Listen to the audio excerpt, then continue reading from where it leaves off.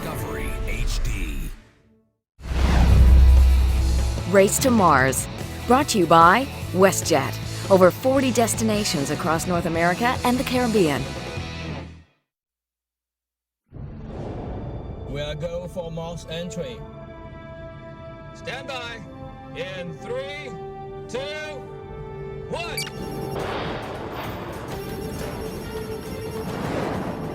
Drogue deployment. Aeroshell jettison. Main engines. 103%. 8,000 meters. This is not science fiction. Within this century, human beings will embark on a journey to Mars. Z-minus 10 meters. Here. 4 down and locked. 4 meters. 3 meters. Contact. Life support telemetry is green.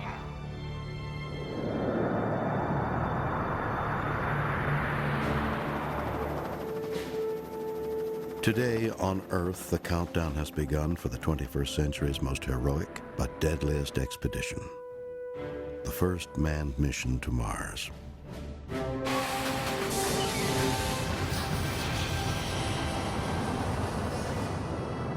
The journey will take a new class of spaceship, unparalleled ingenuity, and a new breed of astronaut. It is almost certain that people will die in the attempt to fulfill a burning dream, to explore worlds beyond Earth. It is an amazingly complex undertaking. It will be a 2.5-year odyssey across hundreds of millions of kilometers of space. One that will take sacrifice, daring, and innovation on a scale never before imagined. These people are going to be spending an awful lot of time out there without any hope of resupply, without any hope of rescue. The mission may answer one of the universe's greatest mysteries. Are we alone? The thought that you could overturn a rock on Mars and see that, maybe, would be pretty exciting. This is the story of a daring voyage that will change us forever. It is the story of humanity's first steps on another planet. The quest to explore the universe begins on Mars.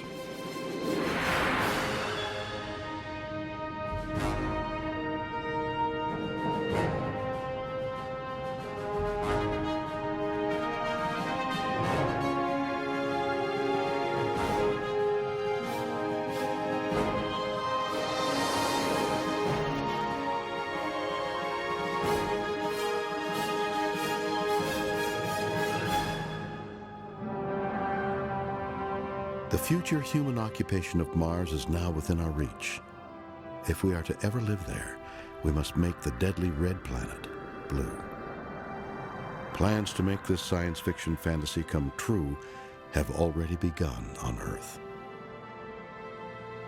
Today I announce a new plan to explore space and extend... In January 2004, George W. Bush made a bold announcement.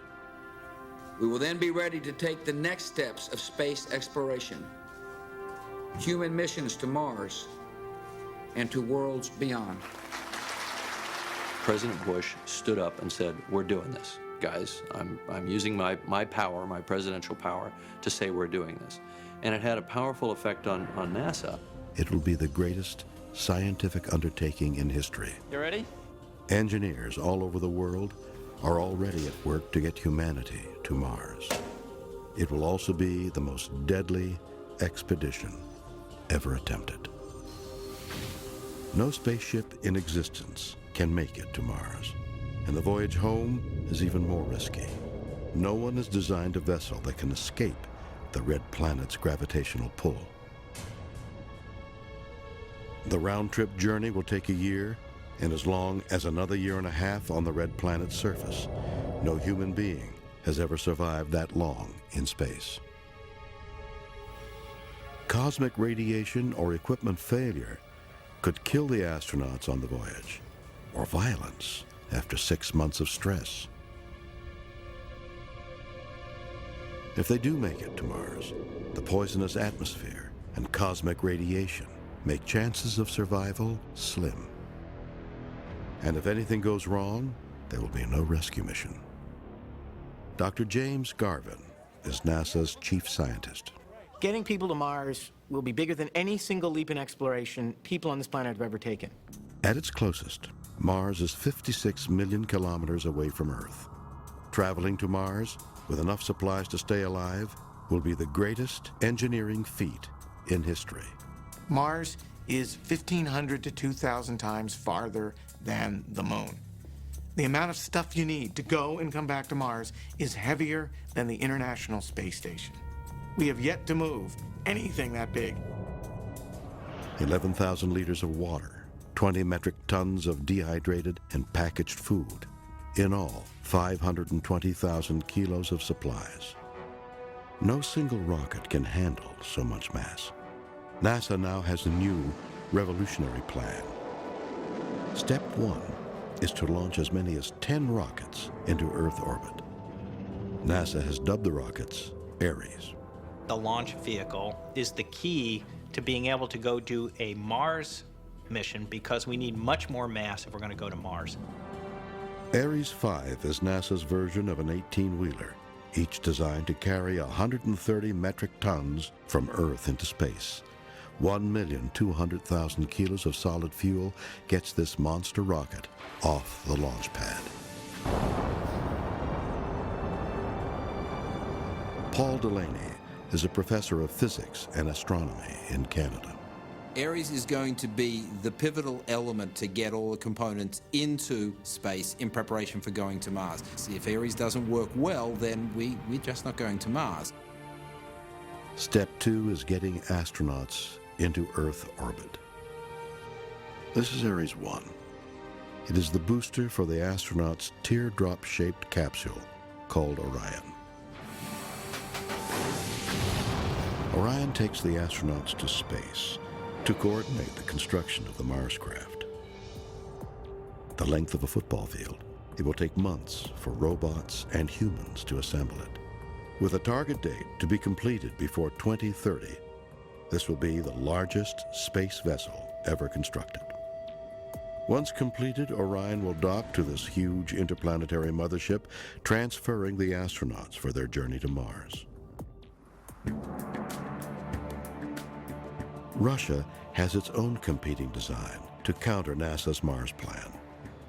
Energia is Russia's version of Boeing, and they're about to unveil their own new manned space vehicle. They call it Clipper. The Russians hope to launch in 2018, and this prototype looks like a baby space shuttle complete with wings. Clipper has basic flight characteristics. It's just like a glider. Because it has wings, the landing will be similar to that of an ultralight. Like Orion, Clipper will carry cosmonauts into Earth orbit and dock with a Russian-built interplanetary spacecraft. Russia is designing a flight-worthy shuttle, and the United States is working on a teardrop-shaped capsule. Has a new space race begun? This time, the race to Mars?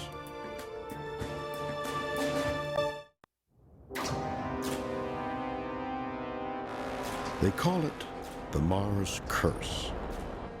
Of all the probes ever sent to Mars, 2/3 have failed.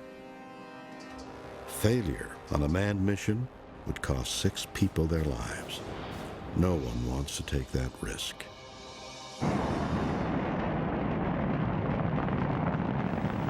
Looking nice. Out the window, glossy senses. Today, the United States and Russia will call upon their allies such as Canada, Japan, and Europe to make sure no one dies on the quest for Mars. I think you'll see that as a very, very integrated international effort, and I do not think any one country has the resources, either fiscal or technical, to do it by themselves, and I think it would be folly for them to try. Not all Russian scientists agree. It is a very good thing that the race between the two space superpowers, Russia and the US, continues. It is the natural aspiration of people to be the first. Roger, the EVA is progressing. After winning the space race to the moon, NASA soon lost interest. The last manned mission was in 1972. Now that's about to change. NASA's new manned vehicle Orion can be docked to a lunar module that will take astronauts to the moon. The astronauts will build a permanent moon habitat by 2025, a boot camp for the voyage to Mars. There you go. Beautiful, baby. But lunar training means nothing until scientists on Earth figure out the best time to go. It's unimaginably precise. It's probably the best analogy would be like threading a needle in the West Coast from the East Coast. Earth and Mars are circling the sun at different speeds and different orbits. The Mars craft will set course for a moving target traveling millions of kilometers.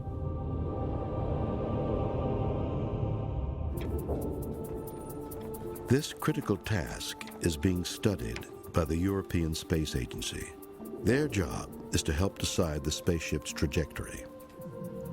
ESA aerospace engineer Loredana Bassoni leads a team that's tackling this critical question. Simply put, it's either going to be a short hop or a very, very long stay.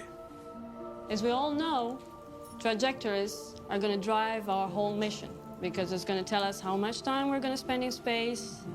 There are two choices. Choice one is to leave for Mars when the red planet is closest to Earth, 56 million kilometers away. This option requires the least fuel, and fuel is weight. That's the plus side.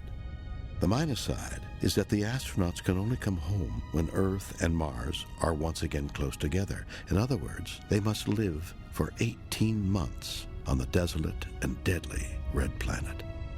They have to wait for the celestial mechanics to, quote, come back into alignment. You're talking about Earth and Mars being in the right places at the right time to allow the vehicle coming back safely to Earth.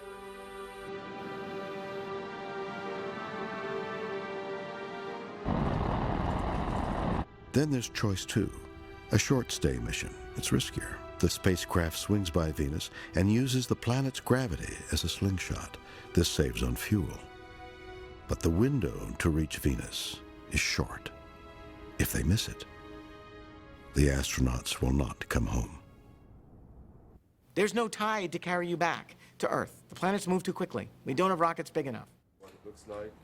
The ESA working group believes the short stay mission is too risky. Astronauts will therefore spend 18 months on the surface of Mars, with no chance of leaving early and no chance of rescue if something goes wrong. Meanwhile, the Russians are blazing their own trail to the red planet. Shrouded by scaffolding, engineers led by designer Leonid Gorshkov have built a mock-up of the world's first manned interplanetary spacecraft. We've made it a long way towards the goal, and we are practically ready to start the production of the ships for the Martian expedition. After 40 years of trial and error building the Mir space station, the Russians have hands-on experience. The orbital stations are the predecessors of the Mars ship. The real spacecraft will be bigger, yet supporting structures, shafts, and the shape will be the same. Like NASA, Russia will launch rockets carrying huge pieces of the Martian craft into orbit and assemble the craft in space. Massive amounts of food, equipment, and supplies will follow on other rocket launches. Then there's a new problem: building the technology to fire the vessel's rockets in space. 2, 1, and liftoff of Space Shuttle Discovery. The space shuttle is hurled out of the atmosphere and into orbit, all from the thrust of the initial launch. It doesn't fire its main engines once in space. It's been over 30 years since NASA last fired manned rockets outside of the Earth's atmosphere. That is something that for a long time we've forgotten about. We have not done human-class in-space propulsion since 1972. Rockets are chemical powered. They require millions of pounds of fuel, and in space travel, weight is the enemy. NASA engineer Stan Borowski has one possible answer for the future: a fuel-efficient nuclear propulsion system. The benefits of nuclear are its higher gas mileage, which is twice that of the best chemical rockets. That means we need less propellant and fewer numbers of heavy-lift launch vehicles. Fewer Ares launches equals lower costs, as much as $2 billion per mission. That's a lot for the cash-strapped NASA. But if we want to go for good, for a sustainable exploration story, the engineering solution that gives us nuclear propulsion will be a more efficient solution in the long run to opening up the solar system for people. The technology for a nuclear rocket is already within our reach, but it will still take at least 12 months of travel from Earth to Mars and home again, and that poses a new problem. How do you keep 6 astronauts from driving each other crazy? Mars 1, you are go for the Trans-Mars injection. Roger. We are go for the TMI burn. A few weeks after leaving Earth's orbit, the first crew to Mars crosses the threshold where humans have never ventured. It's the point of no return. When you go beyond that single bound with Earth, and you're on a positive Trans-Mars injection path to Mars, you're not coming home. You're going to Mars. If there's an engine failure, the crew would disappear into the depths of space. And liftoff of the 25th Space Shuttle mission, and it is... Death is nothing new in the human endeavor to explore space. The world watched it unfold with the Space Shuttle Challenger in 1986. 1 minute, 15 seconds. Velocity 29. Future doesn't belong to the faint-hearted. It belongs to the brave. Nothing ends here. Our hopes and our journeys continue. NASA has lost 17 astronauts. Russia admits to 4, but some observers believe the number may be much higher. NASA's chief scientist believes a mission to Mars would take more lives than those lost in the early days of the space program. So what was the probability of success for Apollo? Looking back in time, was it 1 in 10? A mission to Mars is more likely to be in a failure probability of 1 in 10 and 1 in 5. Garvin has no illusions. Untested technology, the sheer distance, and the hostility of the Martian environment make casualties probable. Then there's the human factor. One of the greatest risks of the Mars voyage is cabin fever. Extended missions on the International Space Station are nothing compared with the Mars voyage. Can any 6 people live together for a year in a space the size of a small apartment without someone cracking up? Jerry Linenger spent 5 months aboard the Russian space station Mir. He can't imagine the impact of a 2.5-year mission to Mars. I was actually shocked of my time on Mir, of how isolated and how cut off and stuck with myself that I felt during that time, and also of how vulnerable I was. You have to perform at a pretty high level, but those psychological things keep eating at you, and I saw some pretty serious psychological problems developing, people kind of going off the cliff. The journey to Mars is an exercise in boredom. Days slip away in a numbing ritual of science experiments, aerobic exercise, dehydrated meals, and sleep. Email communications with loved ones back home come with a time delay of up to 23 minutes, given the spaceship's distance from Earth. There's very little to do and nowhere to escape. Russia has conducted intense experiments to push its cosmonauts to the outer limits. Deprived of sleep for 3 days, this cosmonaut is put through the paces of mundane tasks around the clock to see if he'll snap. But nothing on Earth can prepare a crew for the psychological hardships on a mission to Mars. If we can solve the problem of finding an ideal crew, then the Mars mission will be a success. If we make a mistake, these conflicts will kill the crew, just like a disease. The psychological anguish is only one problem. The physical effects are much more serious. bones and muscles weaken radically in zero-Gs, and NASA still doesn't have solutions. Jerry Linenger spent 132 consecutive days in space aboard Mir. That's less than 1/3 of the travel time to Mars and back. I was almost shocked that I had lost 65% of my strength level and lost about 13-14% of my bone mass in those weight-bearing areas. One solution is to create gravity within the spacecraft. NASA engineer Stan Borowski has a plan still in its infancy. The spaceship will rotate through space like a propeller.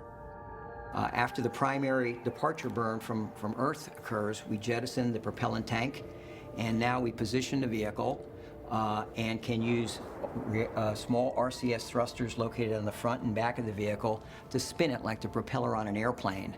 By doing that, we're able to generate artificial gravity for the crew. The effect of zero-Gs inside the spacecraft are minor compared with the threats outside. Space swarms with massive solar storms and streams of cosmic radiation. The radiation on a voyage to Mars is the equivalent of 3,000 chest X-rays, unless there's protection. Engineer and veteran astronaut Jeffrey Hoffman has an idea straight from science fiction. A force field protecting the Mars craft from cosmic radiation. The radiation is there.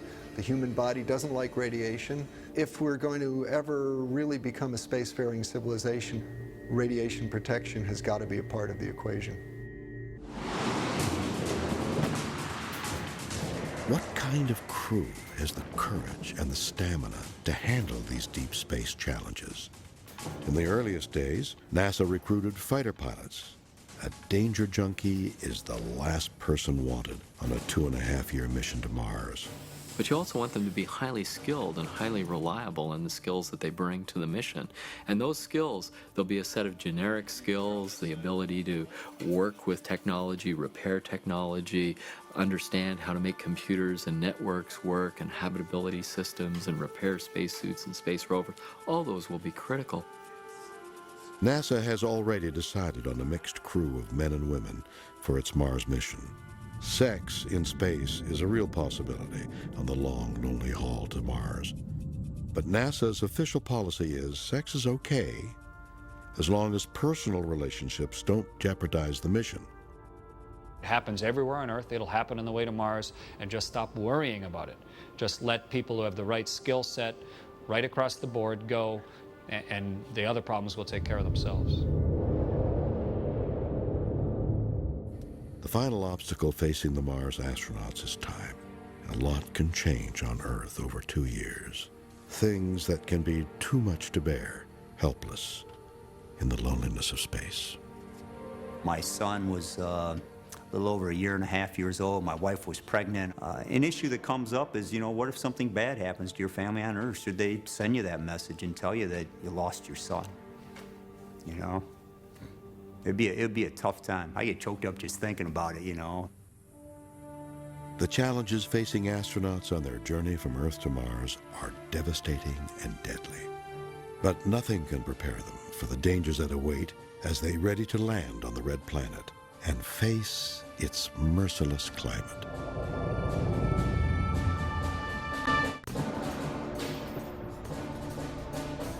Mars is a planet of hostile extremes, unspeakably desolate, unbearably cold, swept by massive dust storms, ridden with craters and canyons.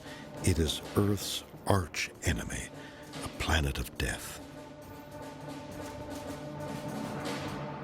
December 1976, NASA's ring of global space antennae are fixed on Mars. In the dead of night, pictures from the red planet taken by the Viking lander.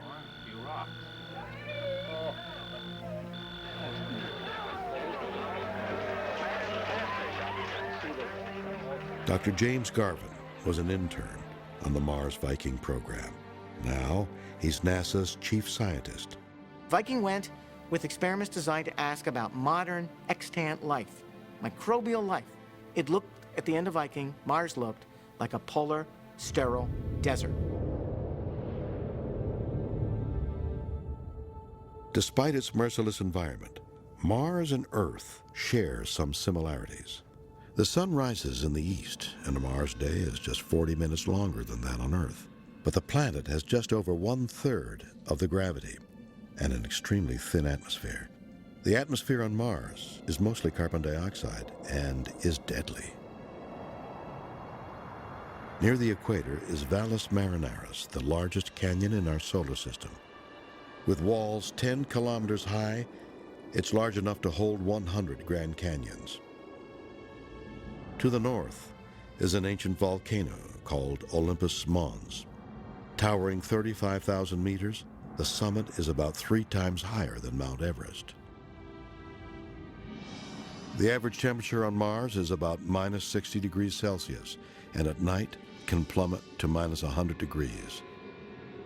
Relentless winds blow up dust clouds that create huge electrical fields, and the clouds themselves can engulf the entire planet for months on end. Monster-sized dust devils spiral 80 kilometers into the atmosphere. A manned space vehicle could never land in one of Mars' vicious dust storms. So on Earth, a couple of unconventional storm chasers helped NASA learn about what it might be like on the Red Planet. Steve, do you see the big red barn to the west? Yes, I do. That's the monster I wanted to catch. Oh, yeah.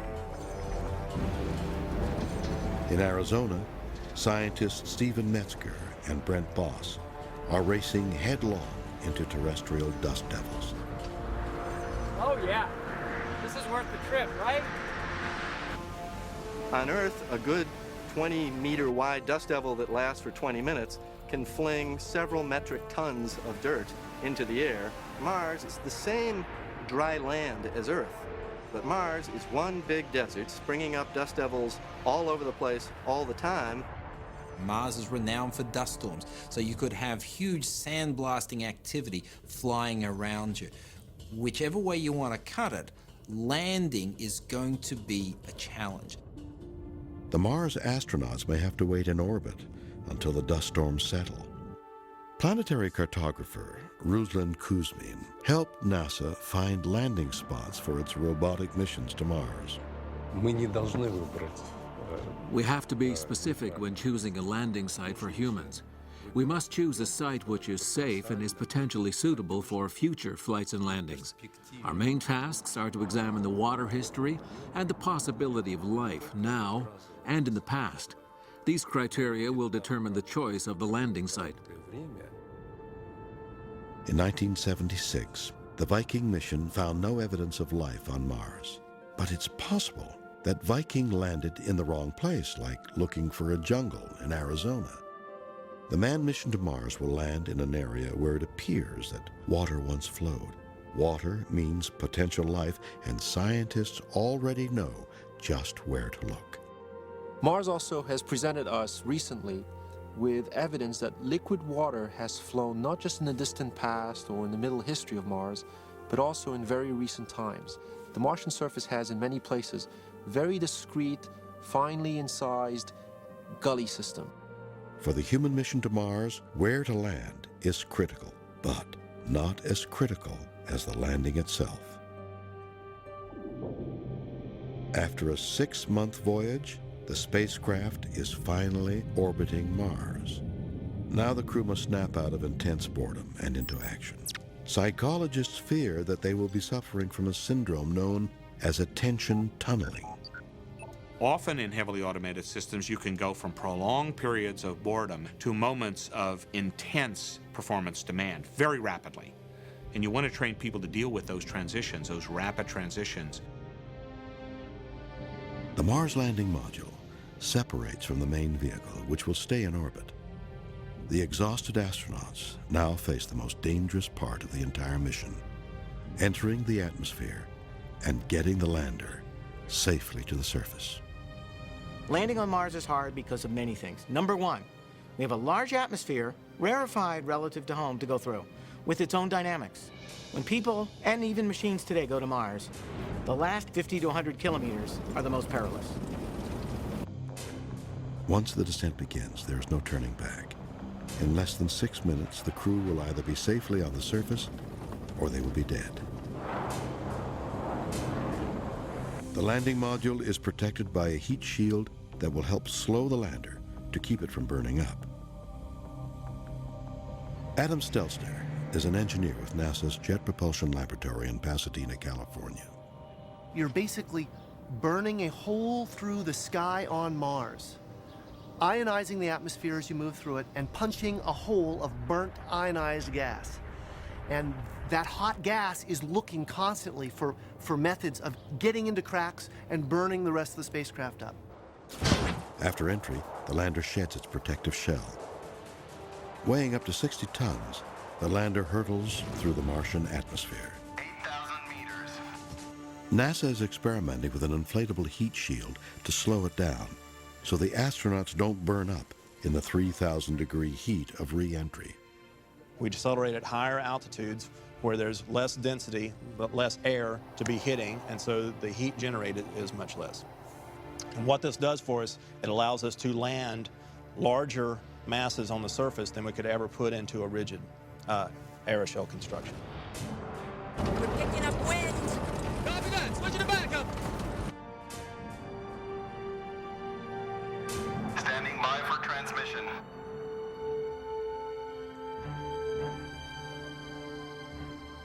Millions of kilometers away, the world must wait more than 11 minutes to find out whether the crew is alive or dead.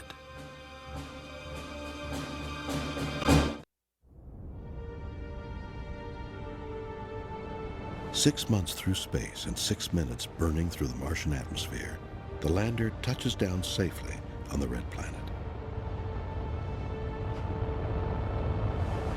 Going to Mars is really a huge step for human beings. It'll be a big step for engineers, it'll be a big step for scientists, but I would tend to argue that it's going to be an even bigger step for humanity as a species. After 11.5 minutes, word reaches planet Earth. But then reality sets in. For the next 18 months, this hostile planet is their home. If anything goes wrong, there is no hope of rescue. We will be operating basically out of the loop of handshaking with Earth, of calling Houston or Europe or wherever we run the missions. We will be doing it on our own. You are go for EVA. Roger. Handle coming down.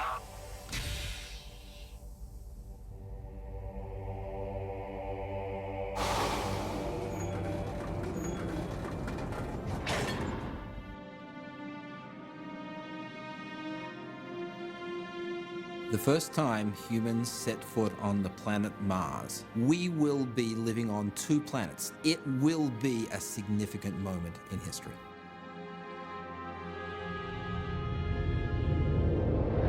Months earlier, a series of cargo ships deployed food, water, supplies, Mars rovers, and living quarters.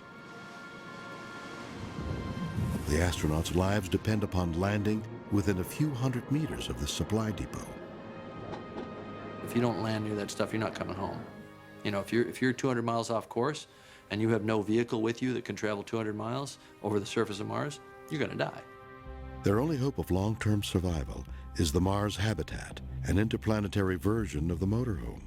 Only this camper protects against deadly solar radiation. It does amazing damage to the top surface layers of your skin. And if you get subjected to it often enough, of course, the penetration to more sensitive organs in your body, the chance increases. Outside the protection of the Mars habitat, the astronauts will face a world of deadly extremes. To work in a freezing, wind-blasted, poisonous atmosphere will require a space supersuit of unparalleled design. To adjust your chart racer. NASA has already begun field testing a prototype Martian suit in Arizona's Meteor Crater. One of our big challenges is mobility, flexibility, and what I would also group with that is weight, because there's a big trade-off between the two. This new suit currently weighs 95 kilograms. NASA hopes to cut that weight in half before the Mars mission.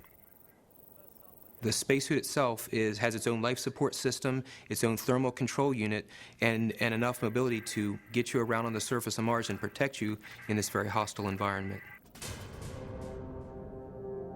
One of the astronauts' first tasks is to seek answers to the burning question, was there life on Mars? Or is there life there still? Scientists seek answers in a remote desert on Earth. Like Mars, the center of Chile's Atacama Desert is a dead zone. On Earth, we find little oases of death in a planet that's alive. On Mars, we'd be searching for little oases of life on a planet that's dead. Astrobiologist Chris McKay is searching for life that could survive the hostile Martian environment. McKay has discovered microbial life in this waterless world, and he hopes his work will give astronauts a clue to where to begin their search on Mars. Life-seeking robots will assist in the search on the surface and in caverns where organisms might be protected from the deadly environment above ground. One such mechanical helper is NASA's Robonaut. Controlled remotely, its human shape and 5-digit hands help an astronaut drive it via a virtual reality link. The robot can perform complex tasks dozens of kilometers away from the Mars habitat, saving the astronaut from a slow death from cosmic radiation or a swift death from suit failure. If life is found on Mars, it poses a new problem. Could one of these microbes be harmful, even deadly, to humans? And what might happen if a Martian microbe was unleashed on Earth? John Rummel is NASA's biocop, protecting us from just such a catastrophe.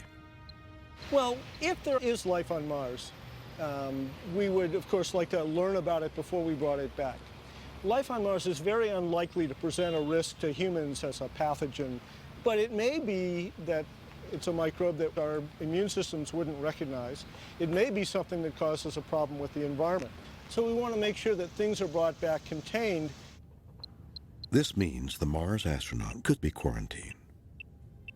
After 2.5 years away from friends and family, they might have to tough it out a little longer in a bioscrubbing tank. Back in the days of the moon landings, NASA used an Airstream trailer. The Mars mission will take something much more sophisticated. I think a Mars return mission would be very, very different than the way we did the lunar return missions. Being aware of the situation of returning from another planet, a planet where there is a chance that life could be present. Meanwhile, high in the Canadian Arctic, NASA scientist Pascal Lee believes that if the Mars explorers seek life, they must follow the water. Everywhere there is liquid water on Earth, there is life. Might there even be still life on Mars today, wherever liquid water might be present? Recent NASA photos of Mars show extraordinary evidence of running water within the last decade. NASA believes there may be a water supply as close as 100 to 400 meters below the planet's surface. Back on Earth, on the bleak rim of a crater, a team under the direction of Dr. Brian Glass is testing a drill for future astronauts who will be seeking water during their 18-month stay on Mars. Say, Gail, how deep are we at the moment? We're about 206.1 centimeters. My drill took 3 days to go 2 meters into frozen, broken rock. Drilling on Mars will be even slower and more dangerous. Again, technology will replace human beings to avoid catastrophe. What my project does is, in some sense, it replicates a human drilling team. So we have software that does that. Listens to the drill, what noise is it making, how the shaft wiggles as it goes down, just like a human would. Will we find life on Mars? The evidence so far is promising.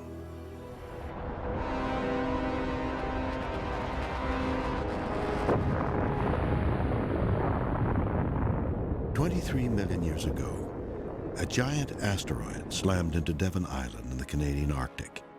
It created Houghton Crater, with enough force to hurl rock into space, leading scientists to theorize that debris from other planets might have likewise fallen to Earth. The breakthrough came in 1996. Scientists on an Antarctic expedition discovered a small meteor from Mars. Inside the rock were faint traces of what many believed was life.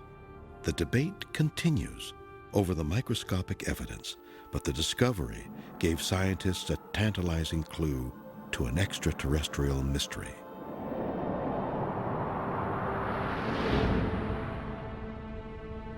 "650 million years ago, ours was not the only blue planet in the solar system. Mars was also a water world." Mars was a water planet. Some colleagues believe that in that first billion years of planetary history, when the planets cooled down and Mars and Earth were the two best habitable zone planets that we can possibly imagine. But in a mysterious cosmic cataclysm, Mars was transformed. Its oceans dried up, its atmosphere dissipated. Debris from the Martian surface was scattered throughout the solar system. The discovery of the rock in the Antarctic left a burning question. Did life on Earth originate on Mars? And are human beings then really Martians?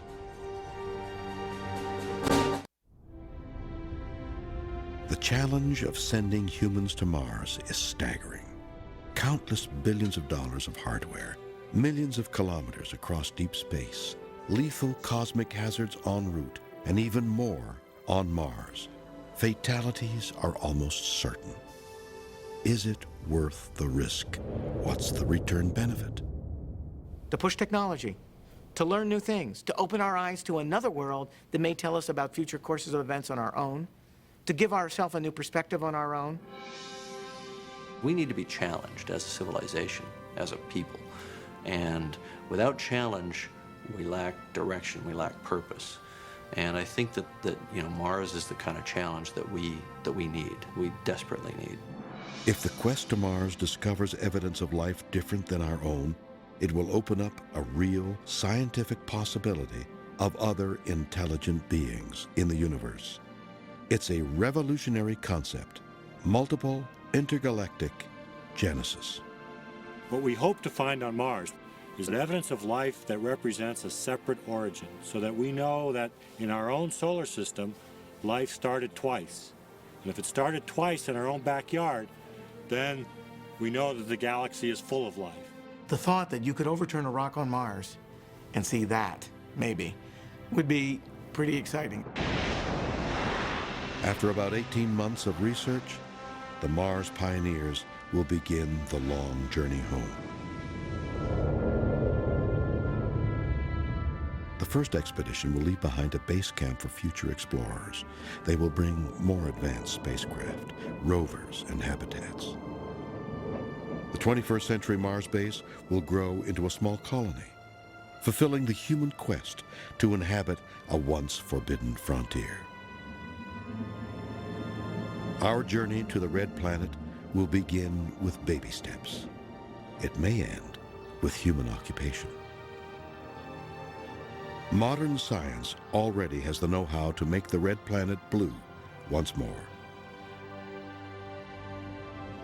This is a serious challenge. The time may come when we need to escape from Earth. Because if we've got a comet or an asteroid heading our way right now, we're basically no better off than the dinosaurs. There's nothing we can do except look up with a stupid expression on our face and watch it all come crashing down. In 2005, the quest for Mars began with NASA's launch of the Mars Reconnaissance Orbiter. Now circling the Red Planet, the MRO seeks a site for the first manned landing craft. It is the communications link from Earth to Mars, blazing the trail for the greatest expedition in history. MRO will lay the groundwork for where the people must go. MRO is the big step that will bridge the gap from the all-science Mars program to the science and people Mars program. Exploration, knowledge, the search for life in the universe. These goals unite people from around the world in the greatest quest of all time. There will be conflicts, controversies, and almost certainly casualties, but the course is set. The impossible dream is within our reach. There's no turning back. We're on our way to Mars.